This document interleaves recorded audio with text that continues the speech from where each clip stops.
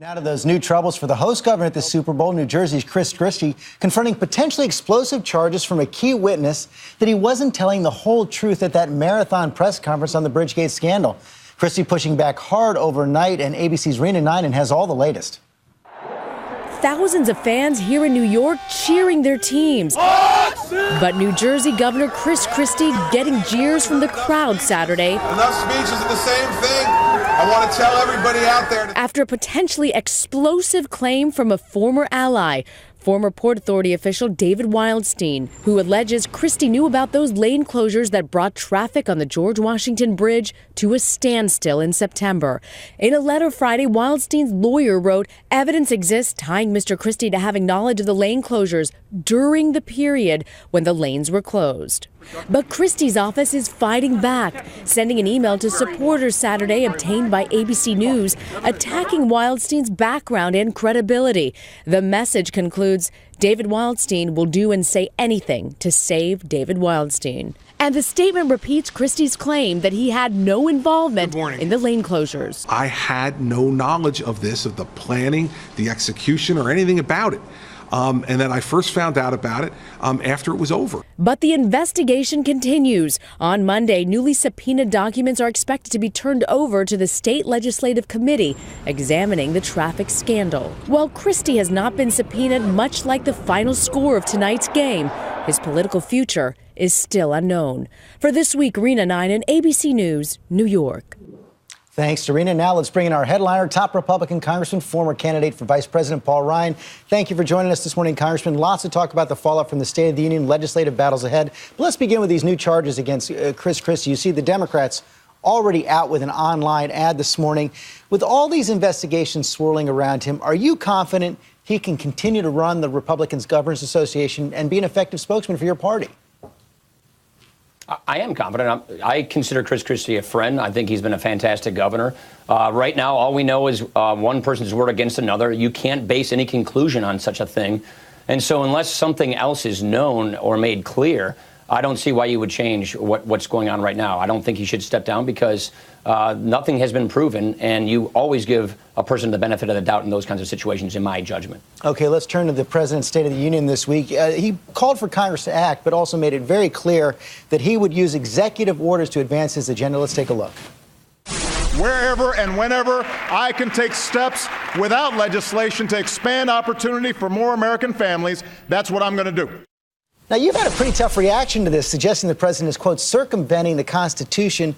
Do you really think his proposals are unconstitutional? You know, his rate of using executive orders is far behind President Reagan, President Bush, President Clinton. It's not the number of executive orders, it's the scope of the executive orders. It's the fact that he's actually contradicting law, like in the healthcare case, or proposing new laws without going through Congress, George. That's the issue. So you think he's violating the Constitution? We have an increasingly lawless presidency. We have an increasingly lawless presidency where he is actually doing the job of Congress, writing new policies and new laws without going through Congress. Presidents don't write laws, Congress does. And when he does things like he did in health care, delaying mandates that the law said was supposed to occur when they were supposed to occur, that's not his job. The job of Congress is to change laws if he doesn't like them, not the presidency. Well, so executive orders are one thing. But executive orders that actually change the statute, that's totally different. But if you think he's lawless, circumventing the Constitution, you're going to move to impeach? No, look, we have a difference of opinion, clearly. And some of these are going to get fought out in court. You have some court challenges with respect to religious freedom going to the court this spring. But I am concerned about this trend, such as what he said at the State of the Union, that if Congress doesn't give me the law I want, I'm going to go do it myself. That's effectively what he said. That is not the way our Constitution works. And by the way, when we get sworn in, whether it's a president or a congressman, you swear to uphold the Constitution.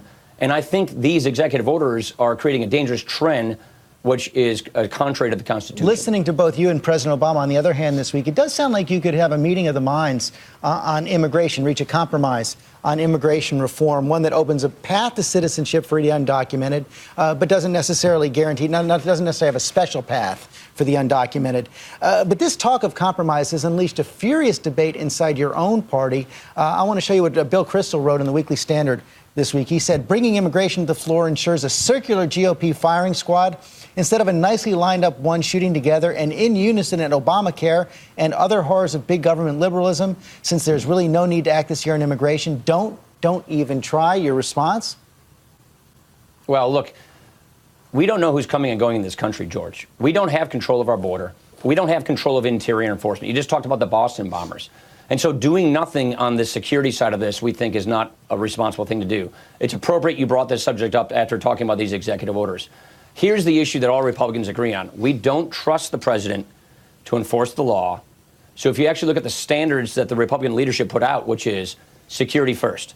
First, we have to secure the border, have interior enforcement, which is a worker verification system, a visa tracking program. Those things have to be in law, in practice, and independently verified before the rest of the law can occur.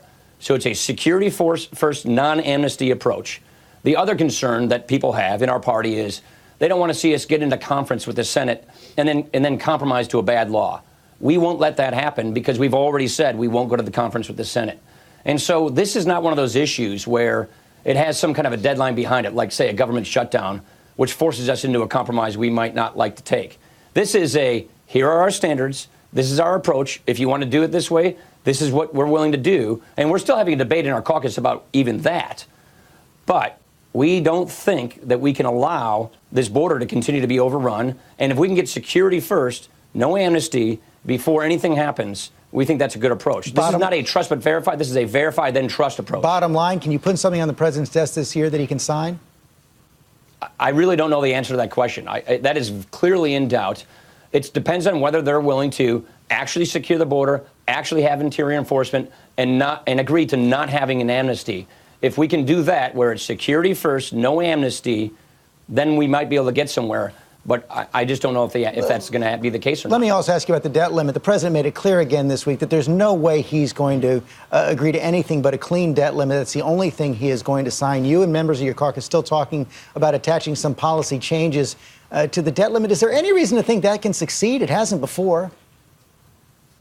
Well, I think that we have had policies attached to the debt limit before. That's actually more the case than not. Usually, whoever a president is, whoever's running Congress, there is policy attached to the debt limit. So that's not a new idea. What we don't like is this idea of continually rubber stamping debt limit increases without acknowledging the problem that got us into debt in the first place. The challenge we have is this president has never proposed to ever balance the budget, let alone pay off the debt. He's been fiscally reckless, in our opinion, and we think we should take some steps in the right direction. And the thing is, we know that there are Democrats who agree with us in the Senate. And so we'd like to look at what are those things we can do to take a step in the right direction with jobs, the economy, getting this deficit under control, while we deal with the fact that our deficit's out of control. But as you know, the president's not going to sign that. I want to ask you a final question about some recent comments you made about Pope Francis. You praised him for taking on the debate about poverty, but also seemed to dismiss his pretty piercing critique of capitalism, suggesting he really doesn't understand it. This is what you said to the Milwaukee Journal. The guy is from Argentina. They haven't had real capitalism in Argentina. Was that a little too flip? No, not at all. I think they have crony capitalism in Argentina where you have real exploitation. That is not the free market. That's crony capitalism. We're starting to see some crony capitalism here in America. What I'm excited about the Pope's comments is he's inviting a debate.